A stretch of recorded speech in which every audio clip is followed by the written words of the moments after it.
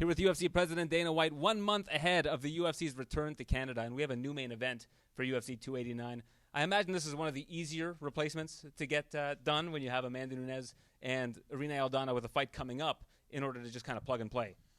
Yeah, obviously it worked out, and Irene is obviously somebody that is deserving of a title shot too, so it works out perfect. And a lot of people are excited about this fight. I was surprised she didn't get it in the first place, and I'll explain why. Mexico's on a roll right now. I mean, we saw what happened with Moreno at the beginning of the year, Yair Rodriguez, most recently Alexa Grasso.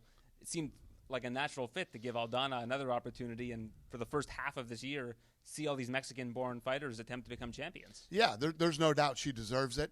Everything works out in the end. So, yeah, she deserves this fight, and I'm happy for her. How quickly did she accept the fight? Immediately. Okay, well, that sounds normal to me. We're sitting here talking right now. She's on the press conference right now. I mean, she jumped on a plane and flew here immediately, and she's very excited for this opportunity. Amanda seems happier, too. She's not having to jaw back and forth with Pena, can focus on just the fight itself. And she says the plan is to just deliver an exciting fight and not have to worry about all of the trash talk that went into the Pena fights. It's impossible for this fight not to be awesome. I mean, Irene and Amanda are going to throw down. You know that's what's going to happen. So it should be very fun. We're here in Newark. We've got a main event featuring the return of Henry Cejudo. He's been off for some time. What do you think happens with a guy like Cejudo who takes this much time off? The division's moving. A lot of people consider the bantamweight division to be the best division in the entire sport if you look across the entire climate of mixed martial arts. Do you think that it's going to be a difficult transition for him to jump right back into a main event against someone like Aljamain Sterling? I do. I'm a big believer in ring rust. I know he's an incredible athlete. I mean, but, I always talk about ring rust, but look at Jon Jones and what he just did. So Henry Cejudo is that type of an athlete. He's that type of a talent. So it's going to be interesting to see. I think that's half of the fun of this fight. They're both great wrestlers, so the wrestling should cancel itself out. Should be a good stand-up fight. Neither guy's ever been submitted. And, part of the fun of the fight is to see if Henry can come back and look exactly the same as he did when he left. Henry's currently Jon Jones looked better. Yeah, he looked unbelievable. Yeah, so who knows? That's the thing that makes me very hesitant about this fight, because when we spoke before the Jon Jones fight, I said there are all these questions I just can't ignore about Jon Jones going into this fight. How's he going to take a punch from a heavyweight? All those questions were answered in the first 30 seconds of that fight. I think in this situation, with Aljamain being the reigning champion, it's going to be a little bit more difficult for Henry Cejudo to come in and do what Jon Jones did. Yeah, I agree. What Jon Jones did doesn't even make sense. That's why, anybody who even wants to question whether he's the greatest of all time is ridiculous. But like we were saying yesterday, Henry Cejudo's like, if I can beat him tomorrow and then I move on, not if, when I do, is what he's saying. When I beat him, then O'Malley, then I move up and Volkanovski, Now you're talking. These are the things that excite me and definitely excite fight fans. They want to hear that this guy wants to come in and not just take one more fight, but, take some killer fights. The next 3 fights, if that's really what he does, it's going to be interesting. And, he's like, I will then be the GOAT. Well, you'll definitely be in the discussion. You'll definitely be on the Mount Rushmore, but it's hard to even think about another GOAT other than Jon Jones right now. Do you think he's underrated, though, in the grand scheme of things? If you Yes. look at you do, okay. Because I do. two-division champion beats Demetrius Johnson, who was impossible to beat at the time. But do you know why he's underrated? Because he retired when he could have really, put a stamp on it, Because there's been tons of incredibly great and amazing talent that's come through the UFC, from Jon Jones to Anderson Silva, the GSPs. The list goes on and on. So it's easy. Kamaru Usman is another one. It's if you really want to solidify yourself as one of the all-time greats, you have to do a lot more than he did. Do you think his personality hurts him? I mean, currently I think it might, but the grand scheme of things, maybe people will forget about that. But the king of cringe thing, I think it's a bit much for some people. Yeah, listen, you don't have to like his personality, but you have to respect what he does. I just think the longevity, he didn't stick around long enough. He didn't do, look at Israel. Israel wants to fight every 3 months. When you're a real fight fan, and I would imagine that probably goes with the MMA media too, They want to see a guy that wants to fight. They want to see a guy that wants to test himself. They want to see a guy. Look how fast Israel Adesanya was willing to fight Pereira and then jump right back in again and fight him again. It's just like, that's what fight fans love. So unless you're that guy, Henry Cejudo retired earlier than he should have. One interesting thing about Aljamain right now is that he's the second longest reigning male champion in the sport. And I know. He seems like a very recent champion. It just seems like... It really does. I agree with you on that. The ability to hold on to a title right now in the UFC seems like it's been more difficult than ever. Mm-hmm. I agree with you 100%. Yeah, I mean, leading up to the promotion for this fight, I didn't realize what that kid had done until, we started getting ready for this one. Who, Aljamain? Yeah. Yeah, I mean, it's quite interesting to see him beat the last bantamweight champion that hadn't dropped the title in TJ, and now it's another bantamweight champion that hadn't dropped the title prior to his retirement in Cejudo. Right. So this is basically the stamp that he needs to prove that he's, I think, one of the all-time greats, even though, again, it still seems like a bit of a recent champion. It's true. He's battling the Jan, the Jan fight when he couldn't continue. He's battling, the shoulder injury to Dillashaw. There's certain things that he has to overcome, and how he does that is win this fight on Saturday night. If he beats Henry Cejudo, it's huge for him and his credibility. And it's weird saying that after we've just talked about all the things he's done, but he really needs a win over Cejudo to really solidify himself. You can do the same thing with Cejudo, though. Because if you look at his last 3 fights, it was against a compromised TJ, who was moving down to 125. It was against Marlon Moraes, who's won 1 fight. That was that split decision against Aldo that Aldo got the title shot out of. But at the time, you could say he ruined Marlon Moraes. Yeah, absolutely. You know what I mean? There's guys that go into certain fights and they get ruined. Moraes went out there and dominated that first round. Henry Cejudo went back into the corner and made some adjustments and turned that whole fight around, and Marlon was never the same after that fight. Yeah, I mean, you can't argue that. I mean, if you look at how Marlon's competed since then, it's been actually difficult to watch his decline. 100%. And it all started with, he was absolute force going into that fight and looked it in the first round. Cejudo went back to the corner, when a lot of guys could have got finished or would have been done. It looked like, Henry Cejudo was in big trouble. He came out, made those changes in that second round, and Marlon's never been the same since. Co-main event, Bilal Muhammad, Gilbert Burns. I personally can't believe these guys accepted a 5-round fight. Not only accepted, but lobbied for a 5-round fight, given both of their circumstances heading into this one. Yeah, and that's when we talk about what fight fans love, that's what they love. They love 2 guys like this. There's no doubt that fight's going to be a war. That's going to be an absolute war. And the thing that I love about that fight, too, is there's a lot riding on that fight for these 2. The guy who wins this fight gets the next shot after Colby. And when do you expect that Colby and Edwards fight to happen? I don't. I don't know. I don't know. If I did, I would have announced it already. But, it's going to happen this year. But these guys may have to wait a full year before. I don't think they'll have to wait a year. No, I don't think they'll have to wait a year. Do you think that by the end of this year it's realistic that they are able to fight for the title? I hope so, yeah. Conor McGregor was at the BKFC event this past week. I think a lot of people are making a bit of a big deal about it. Mike Perry gets on the mic and says, I want to square off against Conor McGregor, and he walks into the cage with him. Yeah. But at the same time, does it hurt to see one of your top superstar overall on another combat sports platform? No. I don't know why anybody's making a big deal about it. You know what I mean? There were a lot of guys there that night. Obviously Conor was the biggest star that night. And, when we're in this business the way that we are, it's fun sometimes to go and just be a fan. He was a fan that night. I think all that stuff just happened on the cuff. Mike Perry's a nutty dude. He called him into the octagon, went in there and did it. And no, there's, listen, the people that are involved in this sport are nothing but drama. You know what I mean? So, and a lot of the, how I feel about how the media does stuff. They like clickbait. They love to. That's all just clickbait. Conor was out having fun that night. Who cares? Yeah, I think the thing that got ignored in that whole thing was that Perry just said, I'd love to stare down this guy. 100%. And, it wasn't really a... It's not being ignored. It's just the way that the media operates these days. That's what they, that's what's going to give them clicks. So they want to create drama. That's just the way it is. Yeah. Well, I wasn't watching it live. I was in Japan at the time, actually. And I kept seeing it pop up, and I was thinking, wow, it's weird that they're staring down. And then I got to watch the entire video, and I was like, okay, now it makes a whole lot more sense. Because that's what I say about clickbait. It's everything's taken out of context. It's just the way it is these days with the media. Yuri Prochazka, what's his timetable like? Do you think he's going to be fighting?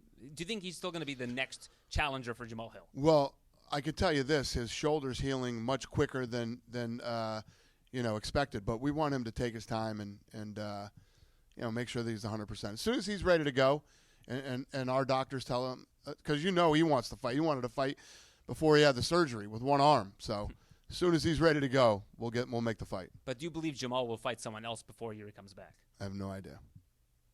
We don't know what the timetable is. Like, it could be months before Yuri's ready to go. I don't know. How many different ways do you want to ask me this question? I'm just curious. I mean, listen, we've got a pay-per-view at the end of July, August. Yeah, there's championship bouts we need to fill. Yeah. We'll see. All right. I have no idea. Am I a fucking physical therapist? I don't know. No, but you know what's happening in the war room. As soon as his shoulder is ready. You know what's happening in the war room. As soon you don't as know his what's shoulder happening is ready, with the we'll recovery, make the fight. We know who's making the fights, right? Got it. I'm not asking you that much about the guy's shoulder. I want to know if Jamal's fighting soon. Okay. Well, when we announce that, we'll let you know. All right. All right. And while I'm on that kind of topic, Zhang Weili, it's been a while since we've seen her. Do you expect that she's going to be fighting sometime this summer? Yes, absolutely. And who's the next challenger? It doesn't seem like there's a logical challenger for her right now. Why? Who do you think isn't a logical challenger? I mean, well, we've heard stories about Rose potentially going to 125. Mm-hmm. We have Andrade and Yan Xiaonan, which I think the winner fighting of that this fight weekend. is certainly in line. And you got Amanda Lemos, who had a big win, but also has lost to Andrade. Yeah. Well, there you go. You just answered your own moving question. Parts. So do you think that the winner of, especially if it's Andrade, is going to be the next challenger? I mean, Zhang beat Andrade. I'm sure she wants to get that one back because it was such a lopsided loss. Yeah. That's that's all doable. Yes. Now, here's a weird question for you that I'm not sure how many people have asked. We had that fight a couple weeks ago with Royval and Nicolau, and it was just kind of in a random spot on the card. Is this by design? Because my thought is there are often times where we see bigger fights lower on the card and fights that don't have the name value, don't have rankings next to them on the main card. Sometimes they're just random heavyweight fights, and you've got these guys in the top 10 that are on the prelims. Is that by design, and if so, why? Sometimes, yeah. I admitted that we blew that night. That we shouldn't have had him there. He should have been, opening the card or been on the main card somewhere. But I'll give you an example. On Saturday night, we got Frivola and Dober that are the main event on ESPN. So there's two different things. If we're doing the prelims on ESPN, you want to give, the main event to whatever you think is going to be the best fight on the prelims that night to end the card to go into the pay-per-view. And the Frivola fight. Frivola's from here. Dober's a savage. Frivola just coming off a great win. So that made sense there.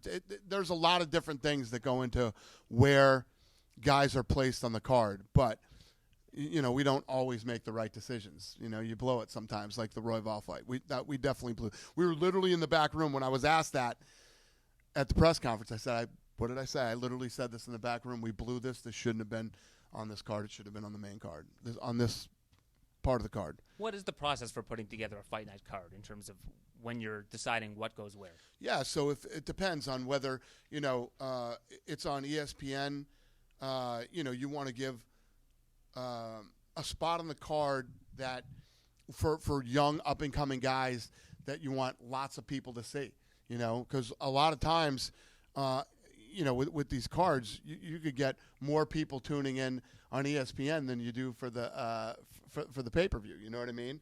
So, it just depends. But you always want to showcase your talent. Like when we do an ABC card, it's all about showcasing up-and-coming talent. So there's a lot of metrics involved then to make you decide what goes where, 100%. who's on each card. Where the fight is, who the main event is, who's on the prelims. Because that night was the night that we had. It was Jesus Christ, Clay Guida.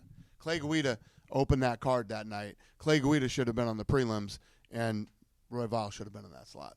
Jon Jones came out this week and said that he expects that he will retire after he faces Stipe Miocic, unless Francis comes back. So I imagine he's going to be retiring after he faces Miocic because you've said that's kind of a non-starter at this point. Mm-hmm.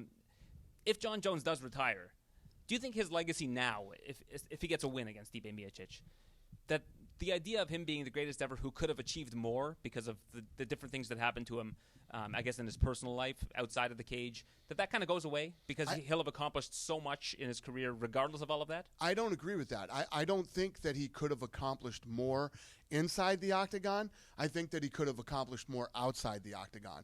I mean, if you look at the run, this guy's undefeated.